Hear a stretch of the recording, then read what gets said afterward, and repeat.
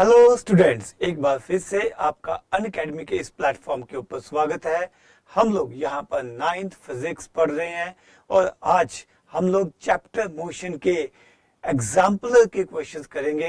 देखते हैं कि क्या आज हम लोग पूरा का पूरा ये चैप्टर एग्जाम्पलर में से कवर कर पाते हैं या नहीं।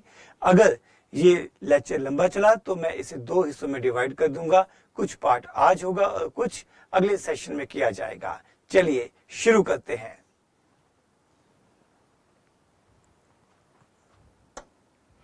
सबसे पहले हमारे पास एग्जाम्पलर में है मल्टीपल चॉइस क्वेश्चंस, वहीं से शुरू करेंगे। सबसे पहला क्वेश्चन हमारे पास, a particle is moving in a circular path of radius R, the displacement after half a circle would B.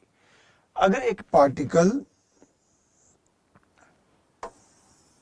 Circular path में घूम रहा है, जब उसने अपना आधा चक्कर कंप्लीट किया, इधर से घूम के यहां तक आया, तो उसका डिस्प्लेसमेंट क्या होगा। डिस्प्लेसमेंट क्या होता है?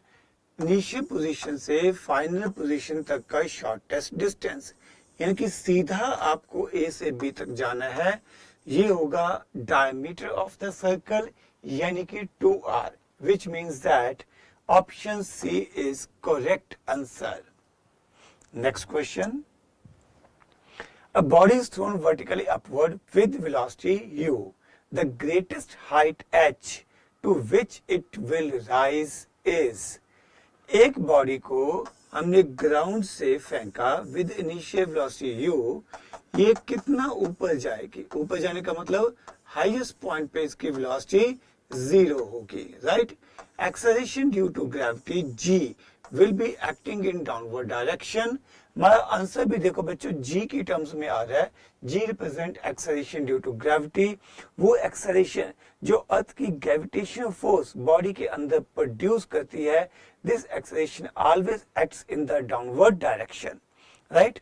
अब देखिए, इनिशियल वेलोसिटी है अपवर्ड डायरेक्शन में, but acceleration due to gravity है डाउनवर्ड डायरेक्शन में।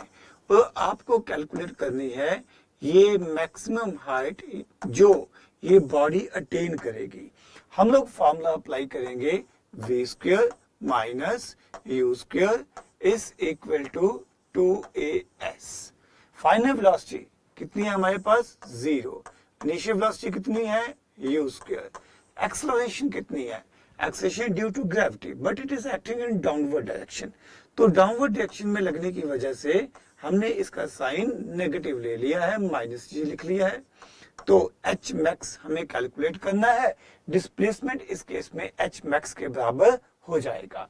अब यहां पर ये 0 हट जाएगा, minus u square is equal to minus 2g h max.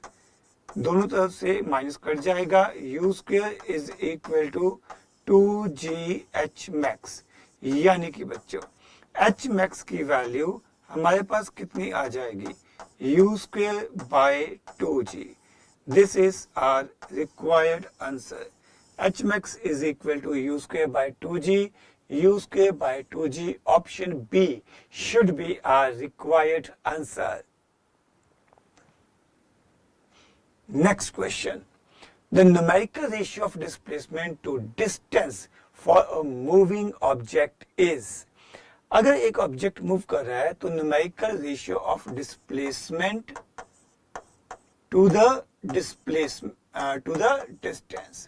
देखो बेटा, डिस्प्लेसमेंट की जो वैल्यू है वो हमेशा, या न्यूमेरिकल वैल्यू लिखना हो तो मॉड डाल सकते हो, it is always less than और इक्वल टू डिस्टेंस।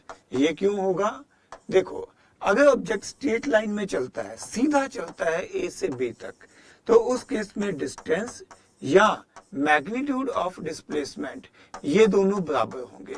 बट अगर पार्टिकल कोई random path, curve path follow करता हुआ चलता है, तो इस केस में डिस्टेंस ज्यादा होगा एज कंपेयर टू डिस्प्लेसमेंट, क्योंकि डिस्प्लेसमेंट तो हमेशा आएगा इनिशियल पोजीशन से फाइनल पोजीशन तक का डिस्टेंस, जबकि एक्चुअल डिस्टेंस कवर क्या होगा? Path of length.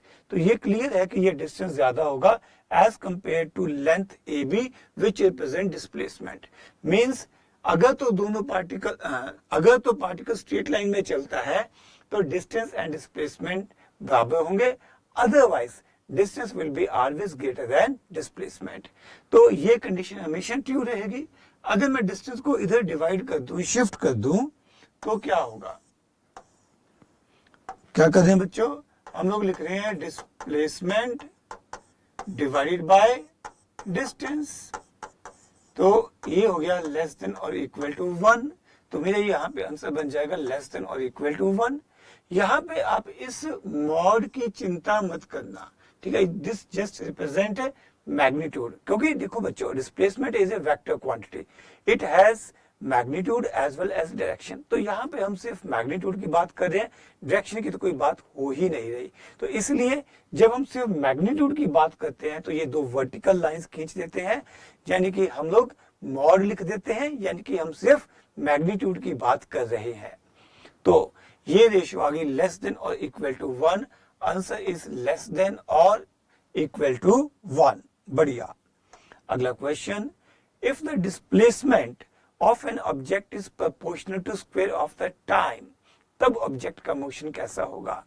क्वेश्चन में कहा गया है displacement is proportional to square of the time. हम लोग इस कंसेप्ट को इनडायरेक्ट वे में करेंगे। जो रिलेशंस, जो फॉर्मूलाज हम लोगों ने पहले पढ़ रखे हैं, उनको यूज करते हुए करेंगे।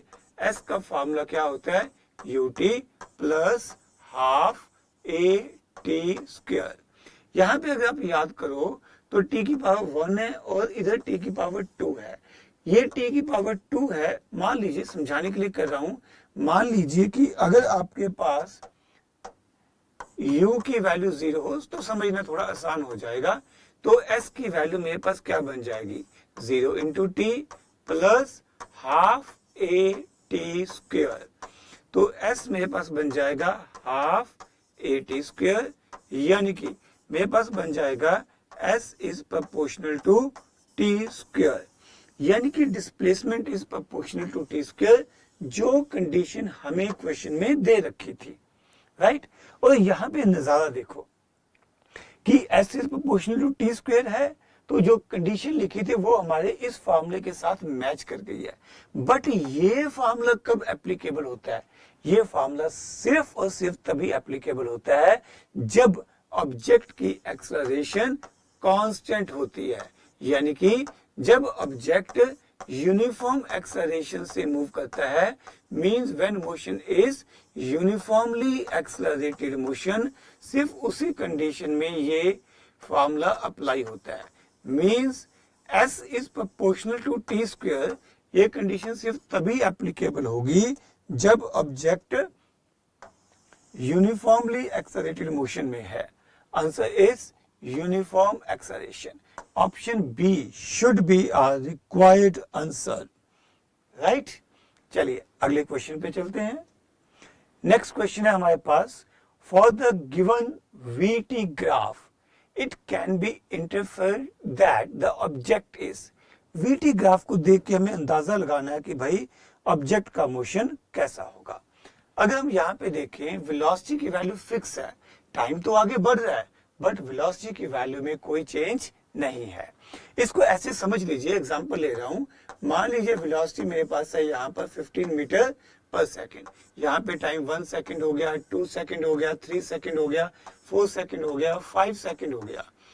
टाइम तो आगे बढ़ रहा है बट जो वेलोसिटी ऑफ द पार्टिकल है that remains same, which means that इस केस में मोशन कैसा होगा? Motion is uniform motion. Particle की वेलोसिटी क्या रहेगी? Constant velocity. We can say that object is moving with constant velocity, या motion of the object is uniform motion, which means that option A should be our required answer. आगे बढ़ेंगे। Next question. Suppose a boy is enjoying a ride on a merry-go-round which is moving with a constant speed of 10 meters per second. It implies that boy is at rest. अरे भाई, merry go round है भाई, दे दे गेड़ा। Boy circular path में घूम रहा है with a constant speed of 10 metre पर सेकेंड। क्या वो रेस्ट पे होगा? जी नहीं, चल रहा है, रेस्ट पे क्या होगा? क्या उसमें कोई एक्सेलरेशन होगी? लिखा है मूविंग विद नो एक्सेलरेशन। नहीं भैया, ऐसा नहीं हो सकता। जब ऑब्जेक्ट सर्कुलर पाथ में घूम रहा है तो उसकी वेलोसिटी की डायरेक्शन लगातार चेंज होगी। सर्कुलर पाथ में वेलोसिटी को कैसे देखा जाता है? टेंजेंट ड्रॉ करके देखा जाता है। ठीक है, यहाँ पे हम टेंजेंट ड्रॉ करेंगे, हर पॉइंट में हमें पार्टिकल की वेलोसिटी की डायरेक्शन मिलेगी। तो यहाँ पर मैंने एग्जांपल में 3 पॉइंट्स मार्क किए हैं, हर पॉइंट के ऊपर पार्टिकल की वेलोसिटी अलग है, बिकॉज इसकी डायरेक्शन अलग है। और जब डायरेक्शन अलग है, वेलोसिटी चेंज हुई है, जब वेलोसिटी चेंज हुई है तो डेफिनेटली ऑब्जेक्ट के अंदर एक्सेलरेशन होगी। तो ऑब्जेक्ट के अंदर एक्सेलरेशन होगी, हम ये नहीं कह सकते कि object is moving with no acceleration, गलत हो गया। इज एक्सेलरेटेड मोशन बिल्कुल सही हो गया। There is definitely acceleration in the object, acceleration है तभी तो ऑब्जेक्ट की वेलोसिटी की डायरेक्शन चेंज हो रही है। So option C should be required answer. Next, area under a velocity time graph represent a physical quantity which has the units. Area under velocity time graph. X axis के along time है, Y axis के along velocity है। Graph कुछ इस तरह का हो सकता है ना? For uniform accelerated motion, graph कुछ इस तरह का हो सकता है। और VT ग्राफ के अंडर जो एरिया है, that gives area under VT graph. Area under VT graph gives us displacement. ठीक है, और इसके यूनिट्स क्या होंगे? इसके यूनिट्स होंगे मीटर। याद है, एडिशनली बात कर रहा हूं, क्वेश्चन में पूछा नहीं गया। Slope of VT graph, slope of VT graph gives us acceleration. वो पूछा ही नहीं गया, वो तो बस ऐसे ही बात कर रहे हैं। तो इसके यूनिट्स क्या बन जाएंगे? इसके यूनिट्स बन जाएंगे मीटर पर सेकंड स्क्वायर। यूनिट्स बन जाएंगे मीटर पर सेकंड स्क्वायर। बट हमसे पूछा क्या गया था? What is area under velocity time graph? तो इसके लिए यूनिट्स क्या बनेंगे? मीटर। डिस्प्लेसमेंट आएगा और डिस्प्लेसमेंट के यूनिट्स हमारे पास होते हैं metre, right. Next, 4 cars ABCD are moving on a leveled road. Their distances versus time graphs are shown in figure. देखो बच्चों, ये सारे का सारा डाटा, एग्जैक्ट सारे के सारे क्वेश्चन एनसीईआरटी एग्जाम्पलर के हैं, राइट? तो वहां पर ये फिगर 8.2 लिखा गया होगा, एज सच टाइप हो गया है, are shown in figure. Choose the correct statement, बताना है कि इनमें से चारों में से कौन सी स्टेटमेंट सही है। Car A is faster then car D. देखो बेटा, जिसकी स्लोप ज्यादा होगी उसकी स्पीड भी ज्यादा होगी। तो देखते हैं किसकी स्लोप ज्यादा है। ध्यान से देखिए, जो ये एंगल है ना, ये स्लोप को रिप्रेजेंट करता है। ये थीटा बी, बी के लिए एंगल हो गया, ये ए के लिए एंगल हो गया, और ये डी के लिए, and here this is for C. जो एंगल ज्यादा होगा उसकी स्लोप, उस लाइन की स्लोप उतनी ज्यादा होगी, और जितनी स्लोप ज्यादा होगी उतनी वेलोसिटी भी ज्यादा होगी। तो अब लिखा है car A is faster then car D. नहीं, कार ए की स्लोप, ये एंगल छोटा है कार ए का, एज कंपेयर टू डी, तो कार ए की स्लोप कम है, तो ये लाइन गलत हो जाती है।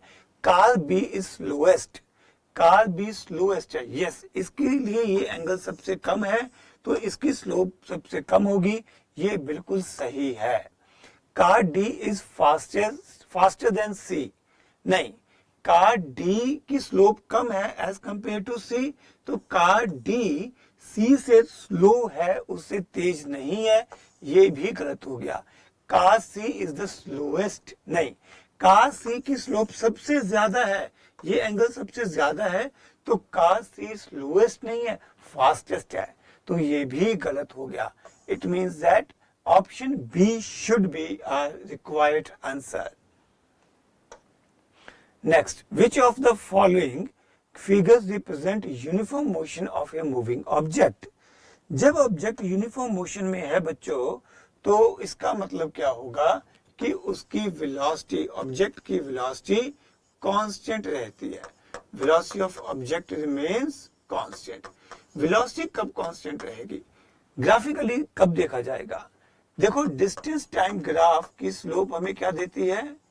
डिस्टेंस टाइम ग्राफ की जो स्लोप है, दिस गिव्स अस स्पीड, ठीक है, या मैग्नीट्यूड ऑफ वेलोसिटी, ठीक है। कई बार ना एनसीईआरटी में स्पीड और वेलोसिटी में ज्यादा फर्क नहीं करते, यहाँ पे यूनिफॉर्म मोशन लिखा है। जब हम यूनिफॉर्म मोशन लिखते हैं तो बेहतर, ज्यादा टेक्निकली बोलूं तो वेलोसिटी कांस्टेंट होनी चाहिए। अगर वेलोसिटी कांस्टेंट तो स्पीड भी कांस्टेंट ही है। अगर स्पीड कांस्टेंट है तो डिस्टेंस टाइम ग्राफ की स्लोप भी कांस्टेंट होनी चाहिए, ठीक है। डिस्टेंस टाइम ग्राफ की स्लोप भी कांस्टेंट होनी चाहिए, या दूसरे शब्दों में ये कह सकते हो कि जो डिस्टेंस टाइम ग्राफ है, it should be straight line. Distance time graph should be straight line. इसमें कोई कर्व नहीं होनी चाहिए, कोई बेंड नहीं होना चाहिए। जब ग्राफ स्ट्रेट लाइन होगा तभी स्लोप कांस्टेंट होगी, और जब स्लोप कांस्टेंट होगी तभी स्पीड कांस्टेंट होगी। जब स्पीड कांस्टेंट होगी तभी हम मोशन को बोलेंगे uniform motion, and it is true only for option A. Option में ये ग्राफ स्ट्रेट लाइन आ रहा है, right. Next, slope of a velocity time graph gives. लो जी, ये बात हमारी डिस्कशन में पहले भी आ चुकी है। वीटी ग्राफ की स्लोप हमें क्या देती है? Slope of VT graph gives acceleration, याद रखिएगा, बहुत इंपॉर्टेंट है। And area under VT graph, area under VT graph gives us displacement. Area under VT graph gives displacement. हमसे पूछा गया सिर्फ और सिर्फ स्लोप, तो स्लोप हमें क्या देगी? Slope of VT graph gives acceleration. Option C should be a required answer. Next question. In which of the following cases of motion the distance moved and the magnitude of displacement are equal? Distance moved and magnitude of the displacement are equal. Concept सीधा सा है भाई, अगर object straight line में travel करता है तो distance and magnitude of displacement बराबर होंगे। तो पढ़ के देखते हैं। If the car is moving on straight road, बिल्कुल सही है भाई। अगर कार बिल्कुल सीधी सड़क पे जा रही है तो डिस्टेंस और डिस्प्लेसमेंट बराबर होने चाहिए। If the car is moving on a circular path, नहीं भाई, सर्कुलर पाथ में डिस्टेंस और डिस्प्लेसमेंट अलग अलग हो जाएंगे। Pendulum is moving to and fro, pendulum is moving to and fro, ये इस तरह से मोशन कर रहा है ना भाई, ये स्ट्रेट लाइन मोशन नहीं है। देखो, डिस्टेंस और डिस्प्लेसमेंट सिर्फ तभी बराबर होते हैं जब ऑब्जेक्ट स्ट्रेट लाइन में मूव कर रहा है। यहाँ पर ये पेंडुलम ऑसिलेट कर रहा है, इसका टू एंड फ्रो मोशन है, तो ये स्ट्रेट लाइन मोशन तो नहीं है। वैसे भी इसमें डायरेक्शन लगातार चेंज हो रही है, सो ये भी गलत है। अर्थ रिवॉल्विंग अराउंड द सन, अर्थ सन के अराउंड घूम रही है, क्या ये स्ट्रेट लाइन मोशन है? बिल्कुल भी नहीं है भाई साहब। तो ये भी हमारे पास वो सिचुएशन नहीं हो सकती जिसमें डिस्टेंस और डिस्प्लेसमेंट की मैग्नीट्यूड बराबर हो। तो only correct option is option A. लो जी, हमारे ऑब्जेक्टिव टाइप क्वेश्चंस यहां पे खत्म होते हैं। Now we will proceed towards short answer questions from NCERT exemplar. लीजिए, पहला क्वेश्चन है हमारे पास। The displacement of a moving object in given time interval या in given time interval is 0, would the distance traveled by an object also be 0? नहीं भाई, अगर object घूम के वहीं पे वापिस आ गया, ए पॉइंट से चल के वापिस ए पॉइंट पे आ गया, तो इस केस में डिस्प्लेसमेंट 0 हो जाएगा, क्योंकि इनिशियल और फाइनल पोजीशन सेम है। बट डिस्टेंस तो कतई 0 नहीं हो सकता, क्योंकि क्वेश्चन में लिखा रखा है कि ऑब्जेक्ट मूव कर रहा है। आप एग्जांपल लीजिए, ये 10 मीटर आगे गया और ये 10 मीटर पीछे आया, तो इस एग्जांपल में ये डिस्टेंस कितना होगा? 20 मीटर। बट इस केस में डिस्प्लेसमेंट कितना होगा? 0 मीटर। तो आंसर इस केस में डिस्प्लेसमेंट 0 है, बट डिस्टेंस नॉन जीरो है। अगर ऑब्जेक्ट सर्कुलर पाथ में घूम रहा है तब भी एग्जैक्टली यही सिचुएशन होगी, ठीक है। पार्टिकल ए पॉइंट से चला, घूम के वापिस ए पॉइंट के ऊपर आ गया, तो इस केस में displacement will be 0, but distance will be equal to 2 pi r. Distance will be equal to 2 pi r. Right बच्चों, उम्मीद है कि समझ में आ रहा होगा। Next, a girl walks along a straight path to drop a letter in the letter box and comes back to her initial position। ठीक है, यहां से चली, कुछ लेटर बॉक्स में लेटर डाला और वापस आ गई। आज का तो लेटर बॉक्स का जमाना ना के बराबर ही हो गया है ना। हर displacement time graph is shown in figure, बहुत बढ़िया। Plot a velocity time graph for the same. तो अब आपको डिस्प्लेसमेंट टाइम ग्राफ को देख के वेलोसिटी टाइम ग्राफ प्लॉट करना है। बढ़िया, इंटरेस्टिंग क्वेश्चन है। तो हम इस डिस्कशन को दो हिस्सों में बांट लेते हैं। पहले हम बात करते हैं ओ पॉइंट से ए पॉइंट तक, फिर ए पॉइंट से बी पॉइंट तक। ठीक है, ओ से ए तक क्या है, पार्टिकल का डिस्प्लेसमेंट कितना हुआ। पार्टिकल का डिस्प्लेसमेंट हुआ 100 मीटर। कितने टाइम में हुआ, 50 सेकेंड्स में हुआ। देखो ग्राफ क्या है, डिस्प्लेसमेंट टाइम ग्राफ क्या है, straight line incline to time axis. तो इस केस में अगर मुझे पार्टिकल की वेलोसिटी लिखनी हो तो वेलोसिटी क्या आएगी, स्लोप के बराबर। Slope of displacement time graph gives velocity. Slope के लिए आपके पास आएगा y2 minus y1 upon x2 minus x1। y2 minus y1 ये कितना हो जाएगा 100, x2 माइनस x1 कितना हो जाएगा 50। ये हो जाएगा मेरे पास 100 मीटर अपॉन 50 मीटर। तो sorry 50 second, this comes out 2 metre पर सेकेंड। राइट, अब बात करते हैं ए से बी तक के मोशन की। ए से बी के बीच में क्या होगा, ए से बी तक अब देखो स्लोप नेगेटिव हो गई है। इस केस में पार्टिकल के डायरेक्शन ऑफ मोशन अपोजिट हो गई है। मींस अभी पार्टिकल अपोजिट डायरेक्शन में जा रहा है। मींस जो ये बंदी है वो पहले जा रही थी समझो अपने घर से लेटर बॉक्स डालने के लिए, अब ये वापिस आ रही है लेटर बॉक्स से अपने घर की तरफ आ रही है। ऐसा ही हो रहा है। तो इस केस में अगर हम वेलोसिटी कैलकुलेट करें तो ये आपको नेगेटिव लिखनी पड़ेगी।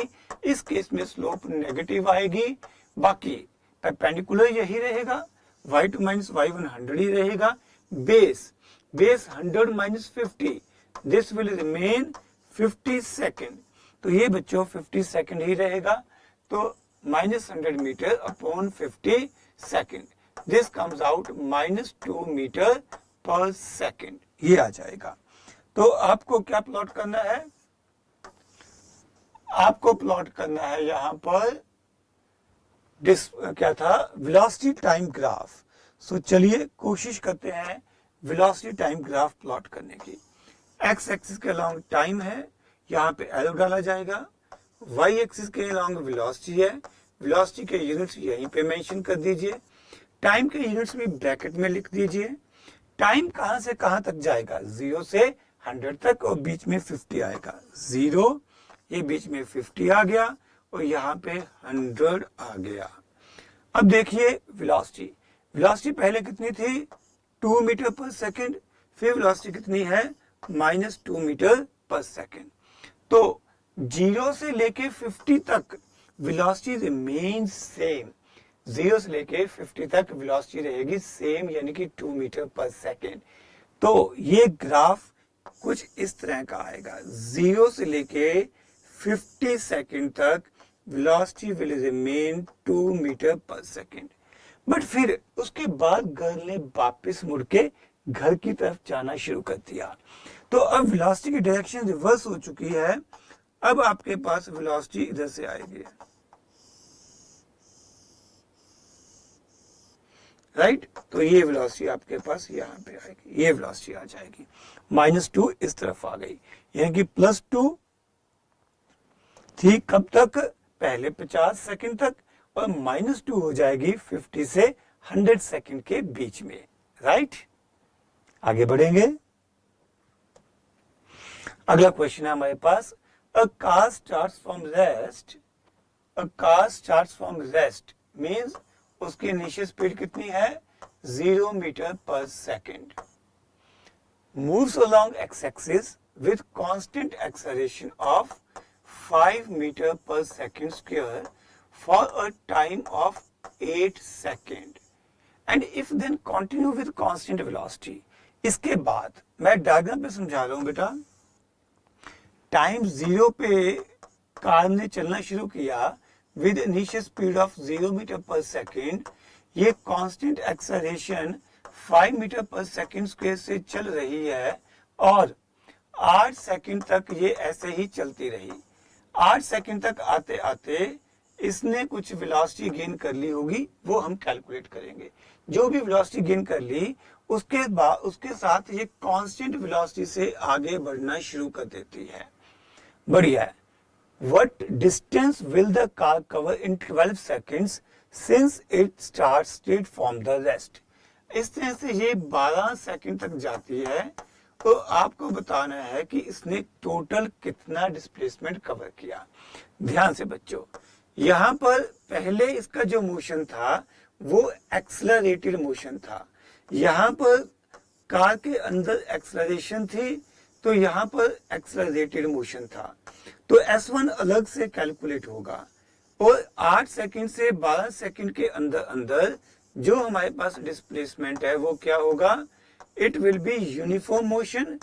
तो मोशन होगा यूनिफॉर्म मोशन, इसके लिए अलग से कैलकुलेशन की जाएगी और टोटल डिस्प्लेसमेंट निकालने के लिए S1 एंड S2 को ऐड कर दिया जाएगा। टोटल डिस्प्लेसमेंट कैलकुलेट करने के लिए S1 एंड S2 को ऐड कर दिया जाएगा। राइट, चलिए कोशिश करते हैं S1 के लिए। S1 का मतलब होगा पहले 8 सेकंड के लिए फॉर्मूला लगाएंगे S is equal to UT plus half AT square. Initial velocity 0 है, टाइम हमारे पास 8 सेकंड है, एक्सेलरेशन हमारे पास 5 है एंड जो टाइम है 8 सेकंड है। वैल्यूज पुट कर दी जाएंगी। ये 0, ये 5 इंटू 64/2, ये कट जाएगा 32, ये मेरे पास आ जाएगा 160 मीटर, ये आ जाएगा। राइट, अब इसके बाद इतना करने के बाद यहाँ पे थोड़ा सा शिफ्ट कर लेते हैं और एक लाइन खींच लेते हैं ताकि कोई कंफ्यूजन ना हो। यहाँ पे लो बेटा, अब ये कैलकुलेशन तो हो गई। S1 की वैल्यू कितनी है? 160 मीटर। बट ये देखना पड़ेगा यहाँ तक पहुंचते पहुंचते इसने कितनी स्पीड गेन कर ली है। उसके लिए फॉर्मूला लगाएंगे V is equal to U plus AT। तो वेलोसिटी, इनिशियल वेलोसिटी कितनी थी? 0। एक्सेलरेशन कितनी थी भाई साहब? 5 मीटर पर सेकेंड स्क्वायर। कितने टाइम के लिए ये एक्सेलरेट हुआ? 8 सेकंड के लिए इसमें एक्सेलरेशन थी। तो वेलोसिटी की वैल्यू आपके पास आएगी 40 मीटर पर सेकंड।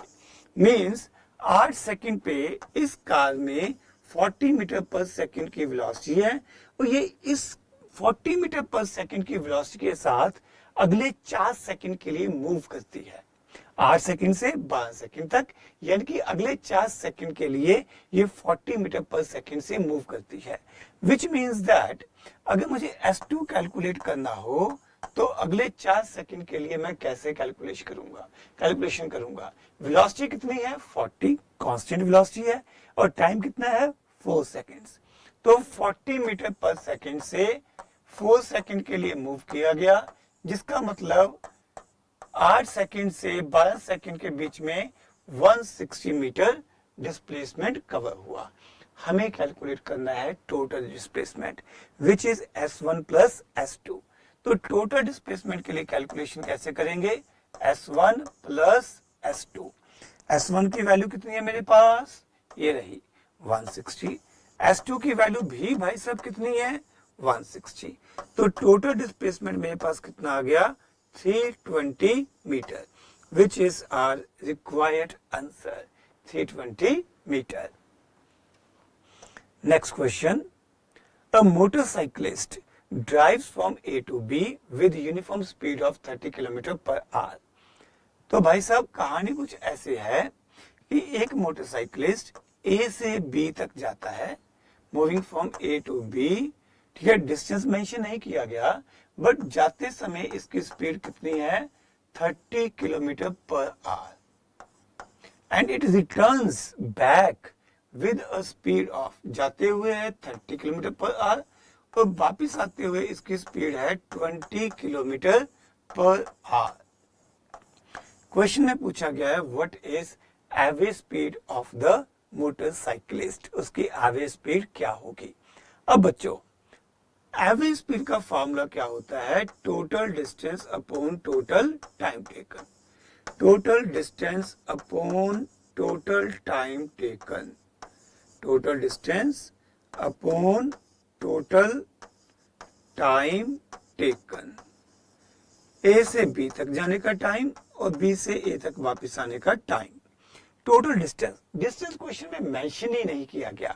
हम ऐसा करते हैं, क्वेश्चन को करने के लिए एक बार इस डिस्टेंस को x एज्यूम कर लेते हैं। तो मान लीजिए कि ये जो डिस्टेंस है आपके पास, दिस डिस्टेंस इज x, ये डिस्टेंस x एज्यूम कर लेते हैं, राइट। x डिस्टेंस है तो जाने का डिस्टेंस और आने का distance x plus x 2x हो गया, यानी कि टोटल डिस्टेंस जाने का x वापिस आने का x मिला के टोटल डिस्टेंस मेरे पास 2x हो जाएगा। परफेक्ट। उसके बाद मुझे देखना है टाइम, जाने का टाइम और वापिस आने का टाइम। अच्छा भाई, स्पीड की डेफिनेशन क्या होती है या फॉर्मूला क्या होता है? स्पीड का फॉर्मूला होता है डिस्टेंस अपॉन टाइम। परफेक्ट। अब देखते हैं जाने की बात करते हुए, यानी कि जब हम ए से बी की बात करेंगे तब क्या होगा। तब स्पीड कितनी थी? 30। डिस्टेंस x है, जाने का टाइम मुझे नहीं पता, मान लीजिए वो t1 है। देखो मुझे यहाँ पे क्या चाहिए, टोटल टाइम टेकन, जाने का टाइम और आने का टाइम। तो यहाँ पर मैं वो t1 कैलकुलेट कर रहा हूँ। t1 बेसिकली ए से बी तक जाने का टाइम है। ए से बी तक जाने वाले टाइम पे स्पीड, वो डिस्टेंस और वही टाइम। इसको थोड़ा सा अगर आप रीअरेंज कर लोगे तो t1 की वैल्यू आ जाएगी x बाय 30। इक्वेशन नंबर 2 लिख लें, 1 लिख लो, 2 लिख लो, क्या फर्क पड़ता है। अब ये वापिस जब आएगा तो b से a तक, अब यही कंसेप्ट लगा देंगे। स्पीड वापिस आते हुए कितनी है? 20। डिस्टेंस कितना है? x। टाइम कितना है? t2 मान लिया। तो यहां से t2 टाइम कितना आ गया मेरे पास बच्चों? x upon 20। तो अगर मैं इक्वेशन नंबर 1 एंड 2 को यूज करूं तो मेरे पास टोटल टाइम की वैल्यू कितनी आ जाएगी, यानी जाने का टाइम और आने का time, x upon 30 plus x upon 20। जाने का टाइम प्लस आने का टाइम, टोटल टाइम मेरे पास आ जाएगा। मुझे क्या कैलकुलेट करना है? I need to calculate average speed. तो एवरेज स्पीड का फॉर्मूला बच्चों मेरे पास क्या आएगा? थोड़ा सा ऐसा करते हैं, साइड में जा रहा है तो इसको थोड़ा सा डायग्राम को या पूरे इसको शिफ्ट कर लेते हैं एक साइड में और थोड़ा सा कर लेते हैं छोटा, बस ठीक है, काम चल जाएगा। लो जी, average speed, total distance. Total distance हमारे पास बच्चों कितना है? 2x। Total distance is 2x। Total time, जाने का और आने का टाइम, ये हो गया x by 30 plus x by 20। यहां से 2x अपॉन, यहां से x बाय 10 कॉमन आ गया, ठीक है। ब्रैकेट में बचेगा 1/3 प्लस 1/2, ठीक है बच्चों। ये एक x से x कट जाएगा, ये 2, ये 10 घूम के ऊपर चला जाएगा इंटू 10। नीचे ये वैल्यू पड़ी थी आपके पास 1/3 प्लस 1/2। आप लोग एलसीएम ले सकते हो 20। एलसीएम कितना आ गया? 6। इधर आ गया 2, इधर आ गया 3, 5/6। तो ये बन जाएगा 20 into 6/5। This comes out 24 kilometre per hour. Answer per hour में था, yes, 24 kilometre per hour. This is our required answer, 24 kilometre per hour. Great, आगे बढ़ेंगे। अगला क्वेश्चन है, the velocity time graph shows the motion of a cyclist। बढ़िया है, बताइए इसकी एक्सेलरेशन क्या होगी। बच्चों ध्यान से देखो, वेलोसिटी तो चेंज ही नहीं हो रही, ठीक है। Through out it's motion velocity की वैल्यू कितनी रहती है? 20 मीटर पर सेकेंड। विच इज कांस्टेंट, ये चेंज ही नहीं हो रही। अगर वेलोसिटी कांस्टेंट है तो इसका मतलब ऑब्जेक्ट में या साइक्लिस्ट में कोई भी एक्सेलरेशन नहीं है। तो क्वेश्चन का फर्स्ट पार्ट बन गया there is no acceleration, find its acceleration. Second part है फाइंड इट्स वेलोसिटी। फिर वेलोसिटी तो हमने कैलकुलेट कर ही ली है, वेलोसिटी तो हमेशा ही ग्राफ से क्लियर है कि 20 मीटर पर सेकंड ही रहेगी। थर्ड पार्ट है find distance covered by the cyclist in 15 seconds. 15 second में ऑब्जेक्ट ने कितना डिस्टेंस कवर किया, तो ये 15 सेकंड हो गए। ठीक है, area under VT graph gives distance covered. Area under VT graph, area under VT graph gives distance covered is equal to distance covered. Area under VT graph gives distance covered, which means that ये area आ जाएगा area under VT graph. This area gives distance covered. ये distance कैसे आ जाएगा? Length into breadth, rectangle बन रही है, तो ये rectangle की length कितनी है? 20 units. ये length कितनी है? 15 यूनिट्स। तो अगर एरिया लिखना होगा, यानी कि अगर आपको डिस्टेंस कैलकुलेट करना होगा, तो आप क्या लिखोगे? Length into breadth. लेंथ कितनी है? 20 मीटर पर सेकंड। ब्रेड्थ कितनी है बेटा? 15 सेकंड। ये ध्यान से देखो, यूनिट्स भी कटेंगे, ये आपके पास बनेगा 300 metre. This is your required answer. उम्मीद है कि समझ में आ रहा होगा। अगला question, draw a velocity versus time graph of a stone thrown vertically upwards and then coming downwards after attaining the maximum height. आपने एक पत्थर को ऊपर फेंका, ये कुछ वेलोसिटी के साथ फेंका, ये घूम के वापिस आया, इसके जाने और वापिस आने का वेलोसिटी टाइम ग्राफ प्लॉट करिए। ए पॉइंट से चला, बी पॉइंट तक पहुंचा और घूम के वापिस आ गया बी से सी पॉइंट तक। तो आपको क्या ड्रॉ करना है? Velocity time graph. इस ऑब्जेक्ट के ऊपर क्या लगेगी? Acceleration due to gravity. ठीक है, इसमें जो एक्सेलरेशन होगी it will be acting in downward direction. Means मैं ये कह सकता हूं कि इस ऑब्जेक्ट की जो इनिशियल वेलोसिटी है वो तो पॉजिटिव है। ठीक है, initial velocity is positive, right? से प्लस यू, v की जगह u ही लिख लेते हैं, u। ठीक है, जब ये घूम के वापस आएगी तो डायरेक्शन विल बी अपोजिट, ठीक है, but magnitude will be same. तो वेलोसिटी की बात हो रही है। अगर वेलोसिटी की बात हो रही है तो ध्यान रखिए it is a vector quantity, तो इसमें डायरेक्शन इंपॉर्टेंट हो जाएगी। अगर डायरेक्शन इंपॉर्टेंट है तो मैं ये लिख सकता हूं कि final velocity will be equal to minus u. Right बच्चों, अब हम ये देखते हैं कि इसे घूम के वापस आने में कितना टाइम लगेगा।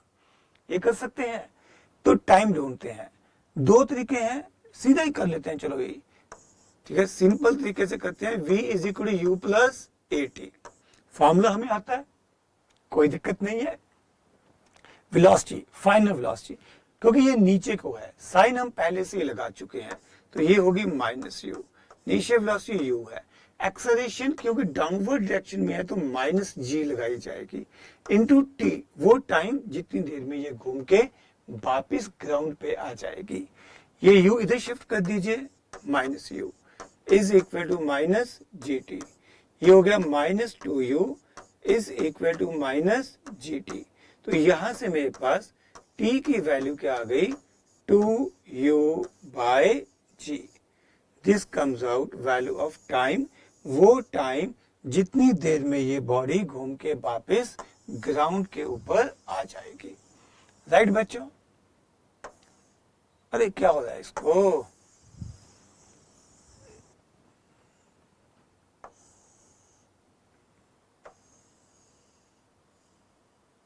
परफेक्ट।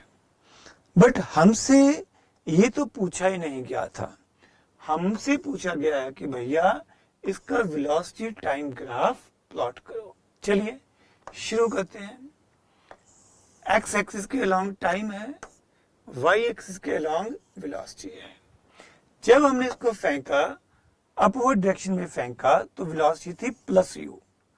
जब अपवर्ड डायरेक्शन में फेंका तो वेलोसिटी थी प्लस यू, यानी कि टाइम 0 पे वेलोसिटी थी प्लस यू। टाइम 0 पे वेलोसिटी थी प्लस यू, ये पॉइंट आएगा। अब टाइम 2u/g पे वेलोसिटी, टाइम यहां पे लगा लेते हैं 2u/g, यहां पे वेलोसिटी कितनी थी -u, यहां पे वेलोसिटी थी -u, ये पॉइंट आएगा। ठीक है, टाइम 2u/g पे वेलोसिटी थी -u। समझ में आ रहा है? और इन दोनों पॉइंट्स को ज्वाइन करेंगे। ज्वाइन कैसे करेंगे? This two points will be joined with the help of a straight line. ठीक है, क्यों? क्योंकि भैया आपके पास एक्सेलरेशन जो है -g, इसकी वैल्यू क्या रहेगी? Constant, right? और अगर कांस्टेंट एक्सेलरेशन हो तो vt graph is a straight line. तो vt graph is a straight line. इस केस में vt ग्राफ स्ट्रेट लाइन रहेगा। ये पॉइंट क्या रिप्रेजेंट कर रहा है? ये पॉइंट रिप्रेजेंट कर रहा है इस पोजीशन को, हाईएस्ट पोजीशन को। ये कब होगा? आधे टाइम पे। टोटल टाइम था 2u/g, यहां पर टाइम होगा u/g। आधा टाइम इस ऑब्जेक्ट को ऊपर जाने में लगेगा और आधा टाइम इस ऑब्जेक्ट को नीचे आने में लगेगा। तो टोटल टाइम होगा 2u/g। आधा टाइम बी पॉइंट पे ये u/g पे इंटरसेक्शन आएगा। राइट बच्चों? ग्रेट।